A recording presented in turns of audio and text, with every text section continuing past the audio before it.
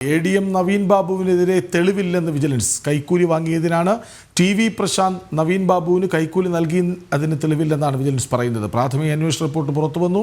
കൈക്കൂലി കൊടുത്തുവെന്ന പ്രശാന്തിൻ്റെ മൊഴിക്കപ്പുറം തെളിവില്ല. തെളിവ് ഹാജരാക്കാൻ പ്രശാന്തിന് കഴിഞ്ഞില്ലെന്ന് വിജിലൻസ് റിപ്പോർട്ടിൽ പറയുന്നു. വിവരങ്ങളുമായി ശാലിനി ഒപ്പം ചേരുന്നു. ശാലിനി, എന്താണ് വിജിലൻസിൻ്റെ അന്വേഷണത്തിനൊടുവിൽ റിപ്പോർട്ടിൽ പറയുന്നത്?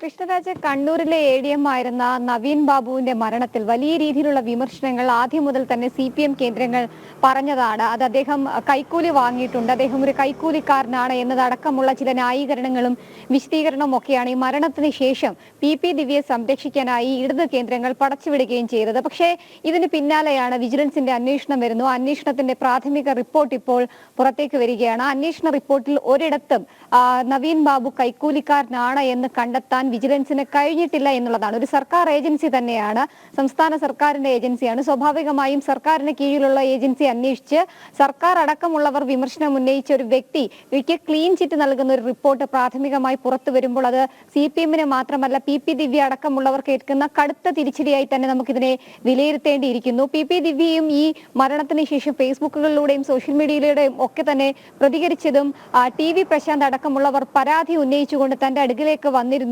നിരന്തരം പലരിൽ നിന്നടക്കം ഇദ്ദേഹം കൈക്കൂലി വാങ്ങിയിട്ടുണ്ട്. 90,000 രൂപയടക്കം ഈ മരണത്തിന് കുറച്ച് ദിവസങ്ങൾക്ക് മുൻപ് പെട്രോൾ പമ്പിന് NOC നൽകുന്നതുമായി ബന്ധപ്പെട്ട് വാങ്ങിയിട്ടുണ്ട് എന്നുള്ള ഗുരുതര ആരോപണമായിരുന്നു അന്ന് ഉന്നയിച്ചത്. ഒരു സർക്കാർ ജീവനക്കാരനും ഇത്തരത്തിൽ കൈക്കൂലി വാങ്ങാൻ പാടില്ല, അതൊരു ബോധവൽക്കരണം എന്ന രീതിയിലാണ് നവീൻ ബാബുവിന്റെ ട്രാൻസ്ഫറിന്റെ അല്ലെങ്കിൽ അദ്ദേഹത്തിന്റെ യാത്രയയപ്പ് ചടങ്ങിനെത്തി പറഞ്ഞത് എന്നുള്ളതായിരുന്നു അവർ ചൂണ്ടിക്കാട്ടുകയും ചെയ്തത്. പക്ഷേ ആ പറഞ്ഞത് നുണയാണ്, അല്ലെങ്കിൽ അത്തരത്തിൽ ഒരു തെളിവുകളും ഈ വിജിലൻസിന് മുൻപിലേക്ക് എത്തിക്കാൻ TV പ്രശാന്തിന് കഴിഞ്ഞില്ല എന്നുള്ളതാണ് ഇപ്പോൾ ഈ റിപ്പോർട്ടിലൂടെ പുറത്തേക്ക് വരുന്നത്. നമ്മളിപ്പോൾ മനസ്സിലാക്കുന്ന റിപ്പോർട്ടിന്റെ പ്രാഥമിക റിപ്പോർട്ടിൽ പറയുന്നത് ഇത്തരത്തിലാണ്. കൈക്കൂലി കൊടുത്തുവെന്ന പ്രശാന്തിന്റെ ഒരു മൊഴി, ആ മൊഴിക്കപ്പുറം യാതൊരു വിധത്തിലുള്ള തെളിവുകൾ, ഡിജിറ്റൽ തെളിവുകളോ അല്ലെങ്കിൽ മറ്റേതെങ്കിലും തരത്തിൽ രേഖാമൂലമുള്ള തെളിവുകളോ വിജിലൻസിന് മുൻപിലേക്ക് എത്തിക്കാൻ പ്രശാന്തിന് കഴിഞ്ഞിട്ടില്ല.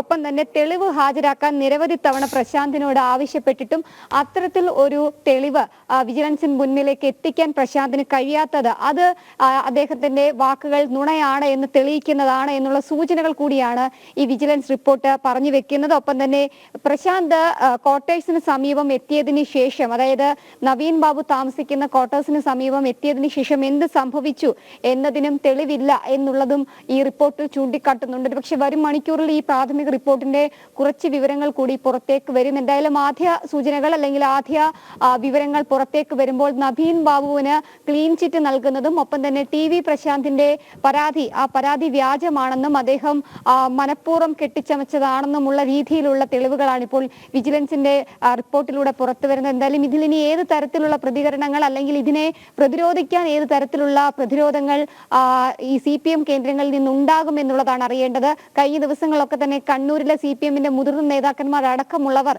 നവീൻ ബാബുവിനെ കുറ്റക്കാരനാക്കിക്കൊണ്ട് അല്ലെങ്കിൽ അദ്ദേഹം ഒരു കൈക്കൂലിക്കാരനാണ് എന്നുള്ള രീതിയിൽ ചാപ്പ കുത്താനുള്ള ശ്രമങ്ങൾ പല ഘട്ടങ്ങളിൽ നടന്നിരുന്നു.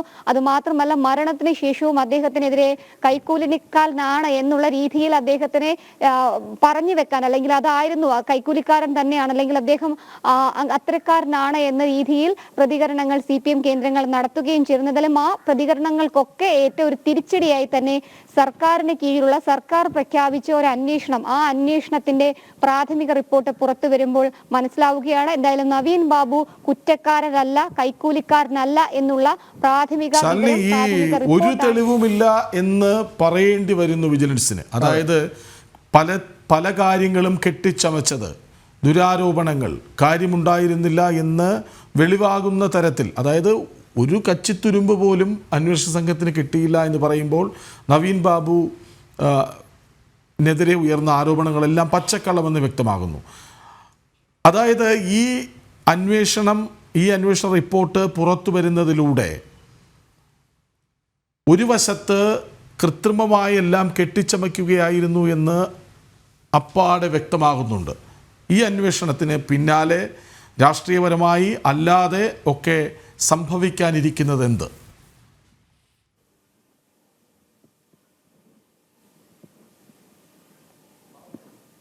കൃഷ്ണരാജ് സൂചിപ്പിച്ചതുപോലെ തന്നെയാണ്. അതായത് ഒരു വ്യക്തിയെ വ്യക്തിഹത്യ നടത്തി കൊലപാതകം നടത്തുക എന്നുള്ള ഗുരുതരമായ തെറ്റാണ് പി ദിവ്യയുടെ ഭാഗത്ത് നിന്ന് ഉണ്ടായിട്ടുള്ളത്. പ്രാഥമികമായും ഒരു നേതാവിന്റെ മുൻപിലേക്ക് അല്ലെങ്കിൽ ഒരു ജനപ്രതിനിധിയുടെ മുൻപിലേക്ക് ഇത്തരത്തിലൊരു ആരോപണം വരുമ്പോൾ അവർ സ്വമേധയെ അന്വേഷിക്കേണ്ടതായിട്ടുണ്ട്. അതിലെന്തെങ്കിലും കൃത്യതയുണ്ടോ വ്യക്തതയുണ്ടോ എന്ന് അന്വേഷിച്ചതിന് മാത്രം ശേഷമായിരിക്കണം ഒരു നടപടി സ്വീകരിക്കേണ്ടത്. പക്ഷേ പി ദിവ്യ ഇവിടെ നടത്തിയിട്ടുള്ളത് ഒരു എടുത്തുചാട്ടമാണ്. ഒരു അന്വേഷണവും നടത്താതെ ഒരു CPM നേതാവ് അല്ലെങ്കിൽ ഒരു CPMന്റെ പ്രതിനിധി തന്നോട് വന്നൊരു കാര്യം പറയുന്നു. അദ്ദേഹത്തിന്റെ യാത്രയയപ്പ് ചടങ്ങിൽ ഒരു രീതിയിലും ക്ഷണിക്കാത്ത അതിഥിയായി അവിടെ ചെന്ന് ജില്ലാ കളക്ടർ അടക്കമുള്ളവരുടെ മുൻപിലും ഒപ്പം തന്നെ കഴിഞ്ഞ കുറെ നാളുകളായി അദ്ദേഹത്തിനോടൊപ്പം ജോലി ചെയ്ത ജീവനക്കാരുടെ മുൻപിലും താൻ കൈക്കൂലിക്കാരനാണ് എന്ന രീതിയിൽ അടച്ചാക്ഷേപിക്കുന്ന ഒരു പ്രതികരണമായിരുന്നു പി ദിവ്യയുടെ ഭാഗത്ത് നിന്ന് നവീൻ ബാബുവിനെതിരെ ഉണ്ടായത്. അതിൽ മനോവിഷമത്തിലാണ് അദ്ദേഹത്തിന്റെ മരണം സംഭവിക്കുകയും ചെയ്തത്. കുടുംബം ആദ്യം മുതൽ തന്നെ ഈ മരണം കൊലപാതകമാണ്, അദ്ദേഹം അത്തരത്തിലൊരു തെറ്റ് ചെയ്യില്ല എന്നുള്ള കാര്യം ആവർത്തിക്കുന്നുണ്ട്. CPMന്റെ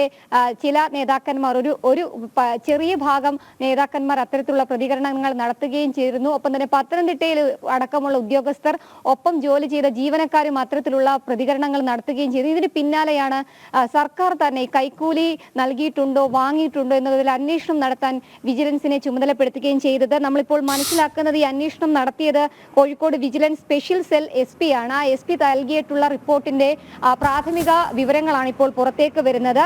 പ്രശാന്തിന്റെ ചില മൊഴികൾ അത് സ്വാധീകരിക്കുന്ന ദൃശ്യങ്ങളോ തെളിവുകളോ ഒന്നും തന്നെ തങ്ങൾക്ക് ശേഖരിക്കാനോ അല്ലെങ്കിൽ തങ്ങളിലേക്ക് എത്തിക്കാനോ പ്രശാന്തിന് കഴിഞ്ഞിട്ടില്ല എന്നുള്ളതാണ്. സ്വർണം പണയം വെച്ചത് മുതൽ ADMന്റെ ക്വാർട്ടേഴ്സിലേക്ക് എത്തുന്നത് വരെയുള്ള മൊഴികളിൽ വൈരുദ്ധ്യങ്ങൾ അടക്കം ഇപ്പോൾ കണ്ടെത്തിയിട്ടുണ്ട്. ക്വാർട്ടേഴ്സിന് സമീപം എത്തിയ ശേഷം പ്രശാന്തിന് എന്ത് സംഭവിച്ചു അല്ലെങ്കിൽ പ്രശാന്ത് എങ്ങോട്ടേക്കാണ്? അദ്ദേഹം പറയുന്നത് സ്വർണം പണയം വെച്ചടക്കം ഞാൻ കാശ് നവീൻ ബാബുവിന്റെ ക്വാർട്ടേഴ്സിലെത്തി നൽകിയിട്ടുണ്ട് എന്നുള്ളതാണ്.